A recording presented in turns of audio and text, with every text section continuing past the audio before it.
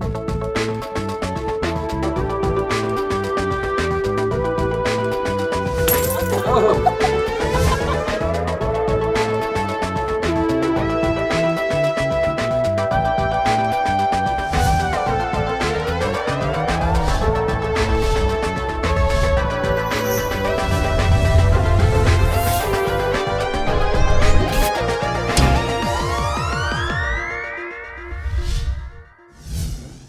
Hi, welcome to Growing Up Guide Pup. This week, Ricky joined her friends and went to a puppy Halloween party. Every year, our guide dog puppy raising group has an annual Halloween party, and this year was no exception. Being a Halloween party, of course, the puppy costumes are always a highlight. This is one of the rare times Eli actually gets to join us for our puppy meetings, and he likes to get dressed up too. So every year I try to do a group theme between Eli and whatever puppy I'm raising and myself. Last year I did a 20s theme where Eli was dressed up as a gangster, Mariana, our golden retriever puppy in training, was dressed as a flapper, and I was also dressed as a gangster.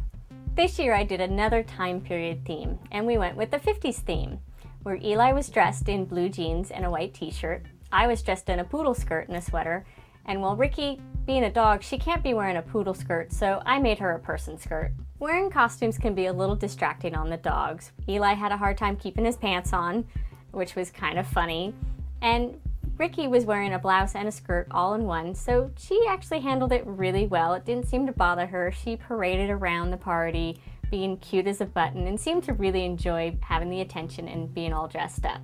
So even though this was a party, we did still work on some training, and our leaders raked out some Halloween distractions. They had some animated toys that sang, moved, and played music. And we know from the past Ricky is a little distracted by these, but they had everything set up in a row, and Ricky had to walk down a row of distractions on either side of her.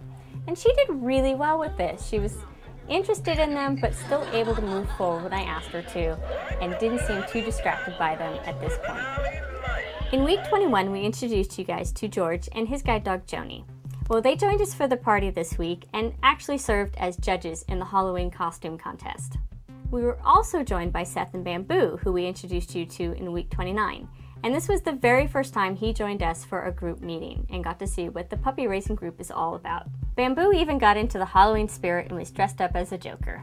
Of course, when there's costumes involved, there's usually a costume contest involved. This year is no exception. Every year we have multiple categories, and this year's judges made sure everybody that participated won a prize.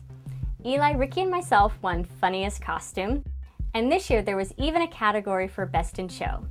And this was won by puppy raisers Linda and Catherine and their puppy Avani, and also their career change dogs Picasso and Joyce. We ended our party by playing a fun game, musical chairs. Now you play this at a lot of different parties, but I can guarantee you most of you don't play with your dog. The way this works is that we walked around in a circle around the chairs with our dogs, and when the music stopped we had to sit. But our dogs also had to sit properly by our feet without causing a ruckus and bothering the other dogs next to them, which can be very challenging to play with a bunch of dogs all 1 year old or under. Ricky and I just weren't fast enough and we got eliminated pretty quickly. There were a lot of people playing, and well, we just couldn't find an empty seat, so we had to sit on the sidelines and watch. So I couldn't handle 2 dogs at the same time, so Eli had to find another partner. His partner was Lewis, who's another member of our group, and he currently doesn't have a puppy, so he was able to handle Eli. And they managed to last a little bit longer than Ricky and I did, but they also were eliminated and had to watch on the sidelines. So the game was finally won by Cash, and you may remember him from week 28, the fire station. He was the black lab that absolutely loved the firemen, and his raiser, Chloe. She did a fantastic job of finding the very last empty seat. On another note, if you tuned in last week, we let everybody know that Ricky was going to be spayed. Well, the surgery's been done and she's recovering fantastically. She's been a real good girl about leaving her suture site alone and not needing one of those nasty cone collars. She's been a real trooper about having to be kept quiet in the house and is overall just doing really well. So thanks to everybody on our Facebook fan page who gave her well wishes. She really appreciates them. So I actually have a question for you guys this week. What are your plans for Halloween? And if you have a dog, what is your dog's plans for Halloween? So let us know. We're really interested. And thanks for watching, and make sure you tune in next week for our next episode.